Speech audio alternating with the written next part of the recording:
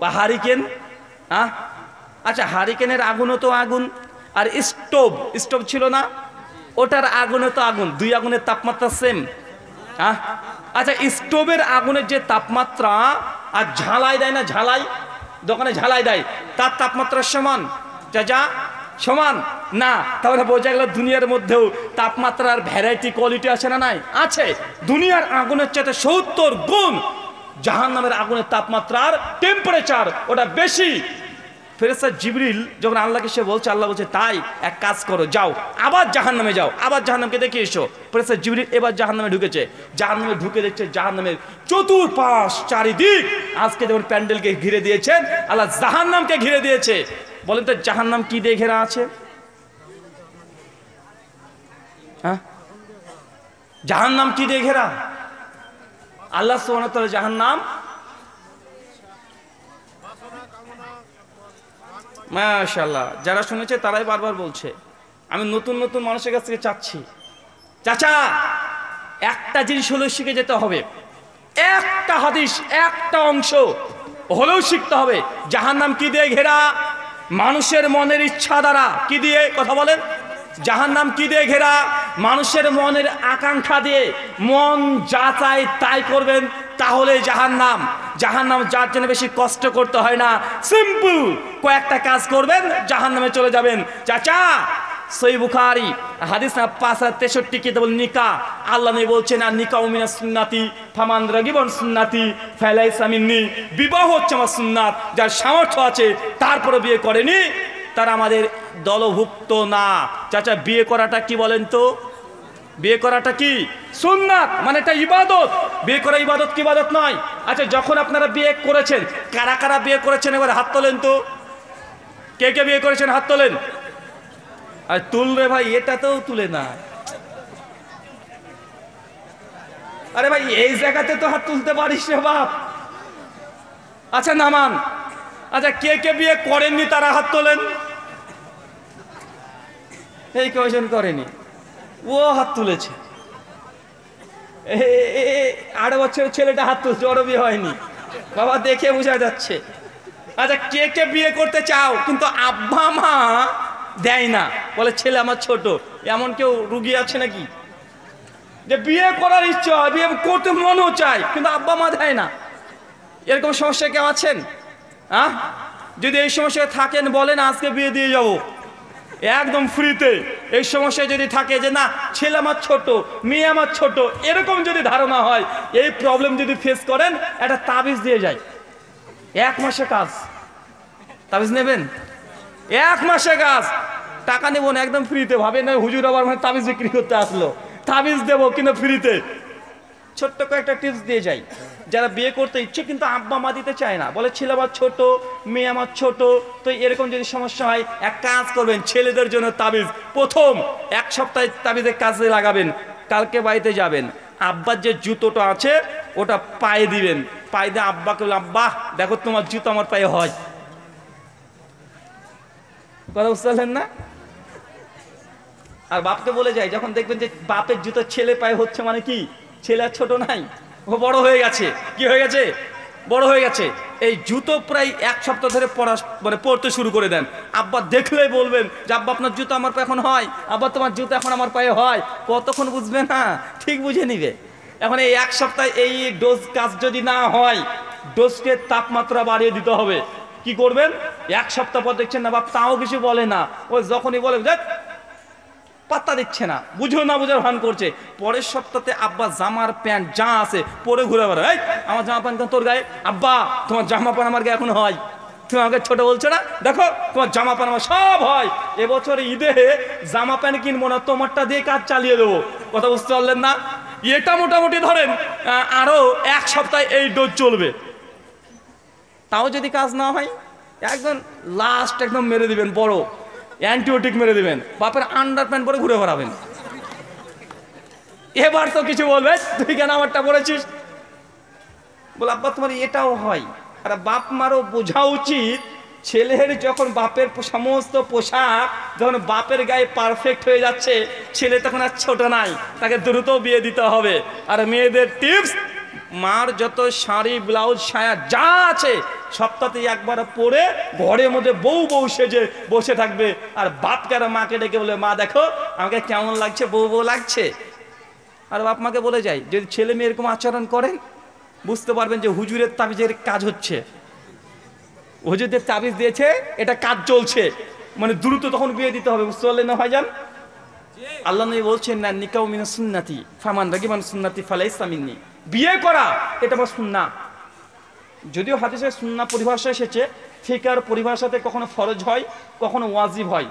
হাদিসে সুন্নাহ মানেই এটা সুন্নাহ ব্যবহার হয় না, কখনো ফরজও হতে পারে, সুন্নাহ হতে পারে, ওয়াজিবও হতে পারে, এটা গুরুত্বের উপরে, তাগিদের উপরে। তো বিয়ে করা এটা মূলত ইসলামে যার সামর্থ্য আছে তার জন্য কখনো ওয়াজিব, মানে এটা একটা ইবাদত। চাচা বলেন তো, যখন নামাজ পড়তে যান তখন মনে হয় না আপনি একটা ইবাদত করছেন? যখন রোজা করছেন রোজার মাসে মনে হচ্ছে যে আপনি না এই 1 বছর পর রোজা করছেন, এটা ইবাদত। চাচা যখন বিয়ে করতে গিয়েছিলেন তখন মনে হচ্ছিল যেটি ইবাদত করতে যাচ্ছেন?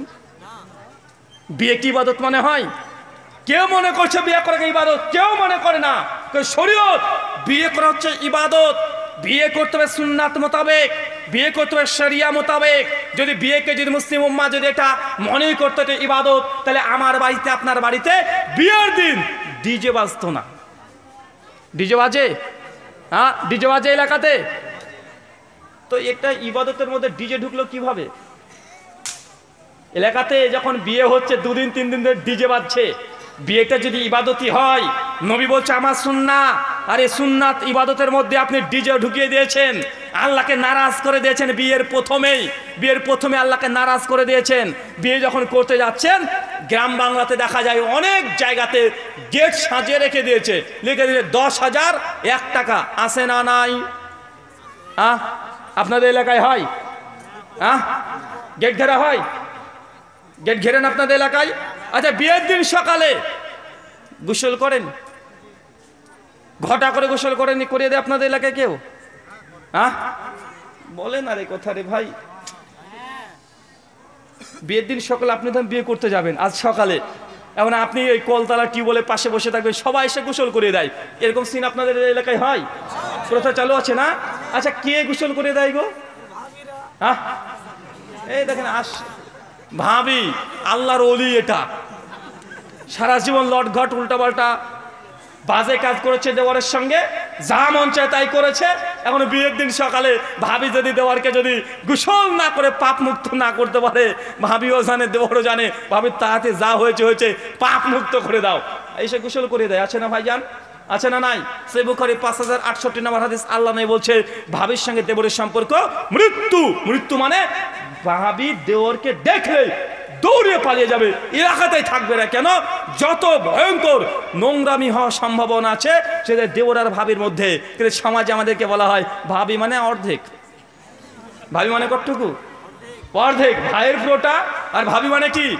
অর্ধেক। আর শালি মানে, শালি কি? ওটা আধা ঘরওয়ালি, মানে ওটা অর্ধেক। কিন্তু কোরআন সুন্নাহর আলোকে আপনার শালিকে বিয়ে করা হারাম, যতক্ষণ আপনার স্ত্রী বেঁচে আছে হারাম। নিজের বোনকে যেমন বিয়ে করা হারাম, শালিকে বিয়ে করা হারাম। কিন্তু সমাজে এগুলো ছোট ছোট পাপ মানে পাপই মনে করে না।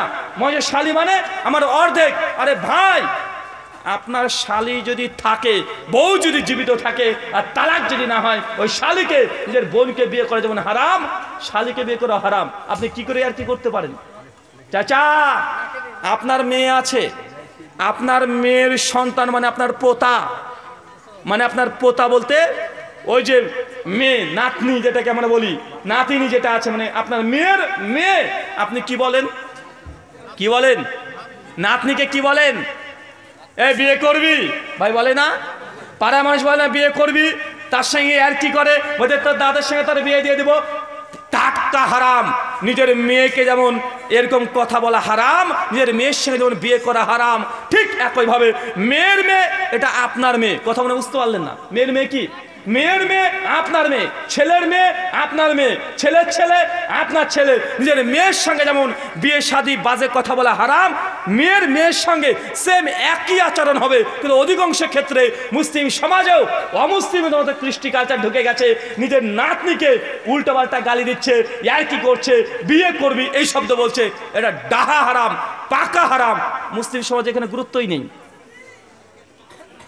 আল্লাহ নবী বলতেন আনা আব্দুল মুত্তালিব, আমি হচ্ছে আব্দুল মুত্তালিবের সন্তান। মানে কাকে বলতেন? নিজের দাদুকে বলতেন। মানে দাদু আর নাতনির সম্পর্ক কি? বাপ বেটার মতো। কিসের মতো বলেন? বাপ বেটার মতো। কিন্তু মুসলিমরা বুঝতে পারলো না, নিজের আপন ছেলের মেয়ে হয়েছে, তাও আর কি করছে? হারাম আর কি, ডাইরেক্ট হারাম আর কি, যে নিজের ছেলের সঙ্গে বৌমার সেজন আপনি বাজে শব্দ ব্যবহার করতে পারবেন না, নাতি নাতির সঙ্গে এরকম নোংরা শব্দ ব্যবহার করতে পারবেন না। ওটা আপনার এরকি জিনিস না, ওটা আপনার এরকি জিনিস না। মেয়ে যা, মেয়ের মেয়ে তাই। কথা কি বুঝতে পারছেন চাচা? বোঝা যাচ্ছে? বলতে হবে কি ওইভাবে। আর এই যেগুলো চলছে সমাজে, এগুলো বন্ধ করতে হবে। আল্লাহ নেই বলছে আর নিকাউ মিনাস সুন্নাতি ফামান রাগিবান সুন্নাতি ফালাইসা মিন্নি। বিয়ে করা হচ্ছে আমার ইবাদত। যে ব্যক্তি আমার সুন্নাহ থেকে বৈরাগ্য পোষণ করেছে তারা আমাদের দলভুক্ত না। আর বিয়ে মানে সুন্নতি তরিকায় করতে হবে, আপনার নিজের ইচ্ছে মতো করা যাবে না। আল্লাহ নবী যে ওই যে বললেন জাহান্নাম ঘেরা আছে মনের কামনা বাসনা দ্বারা, এখন বিয়ে শাদী করছেন, এটা আল্লাহর ইচ্ছায় না আপনার মনের ইচ্ছায়? কথা বলেন, কার ইচ্ছায়? তার মানে মনের ইচ্ছায় যদি বিয়ে করেন, নিজের ইচ্ছে মতো যদি বিয়ে করেন, কোরআন সুন্নাহ শরিয়া যদি ফলো না করেন, তার মানে আপনি জাহান্নামে যার জন্য প্রস্তুতি নিয়ে নেন। আল্লাহ নবী বলেছেন জাহান্নাম ঘেরা আছে মানুষের মনের ইচ্ছা দ্বারা। কোরআন হাদিসের আলোকে আপনি বিয়ে করছেন না। বিয়ের সকালের বেলায় আপনার ভাবি যেন আপনার চারপাশে, তো দূরে কথা 10 হাত দূরে যেন না থাকে। কথা বুঝতে পারলেন না? ভাবি এটা হারাম আপনার জন্য। কি কথা বলেন? ভাবি আপনার জন্য কি হারাম। আর একটা কথা বলে দিই, এই দেবর এই শব্দ বলা বন্ধ করতে হবে।